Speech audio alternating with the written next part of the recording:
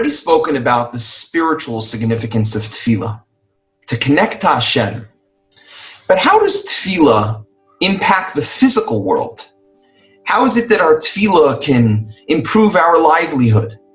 How can it lengthen the years of our life or make us healthy and keep us safe? There's a very interesting Gemara in Moed Katan. The Gemara says, Amar Rava, Chayai b'nei u'mezonei. How long a person lives, whether a person has children, his livelihood, lo b'schus talya milsa, is not dependent on his merits, ela b'mazla talya milsa, is dependent on his mazel. His mazel means the spiritual influence that Hashem predetermines in a person's life even before he was born. That influence comes from the constellations. That's a mazel. The big question in this Gemara is that if all these things in this physical world is not dependent on our merits, it's dependent on a mazel, so then what impact could Tefillah possibly have? What merit could we possibly receive in order to improve our situation if it's not dependent upon merit, but rather dependent upon mazel? It's a very fascinating Gemara in Shabbos. The Gemara in Shabbos has a machlokas, but it basically is a consensus that ein mazel Yisrael, that mazel does not rule over the Jewish people. Now, while that sounds pretty straightforward, if one looks in Rashi, one sees that that's not what it actually means. Every person has a mazel. Every person has a spiritual influence that determines what it is that's going to happen to a person in his life. How many years he will live, whether he will have livelihood, poor or rich, whether he will have health. These things are predetermined. But what the Gemara means, ein mazel Yisrael, the Rashi says that even though it is determined, a person can change it. The al yedei tefillah v'schus, that through tefillah and merit, Rashi says, mishtane mazal litoiva, that his mazel can change for the better. But as the Mefarshim point out, that takes a tremendous amount of tefillah and a tremendous amount of schus. Is that all there is? Is that the only option that we have?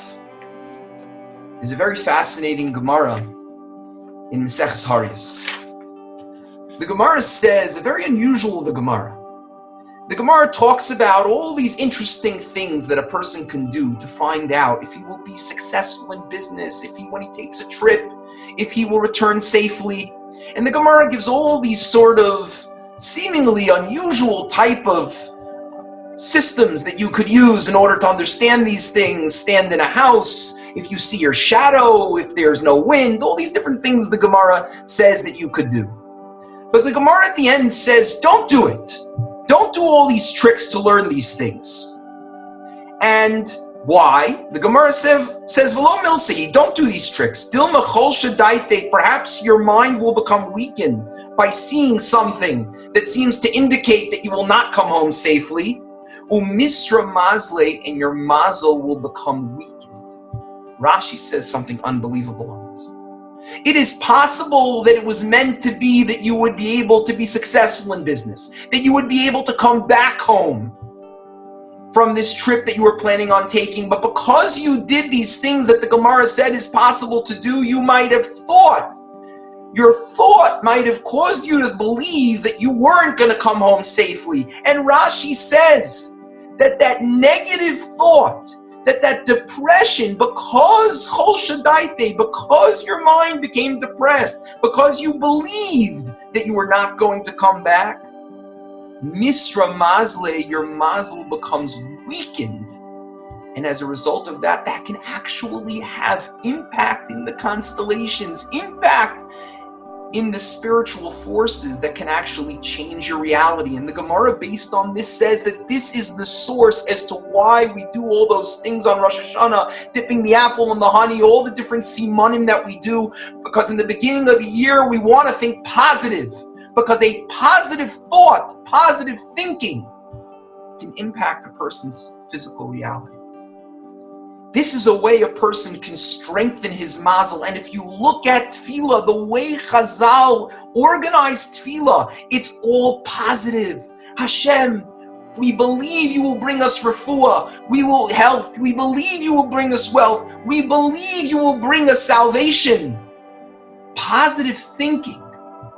From the beginning of the day, when you thank Hashem for all the amazing things that you have, and realize that Hashem's running the world and believing that He runs the show, that positive belief, that positive thought can strengthen your mazel, and as a result, lengthen your life. And as a result, give you parnasa.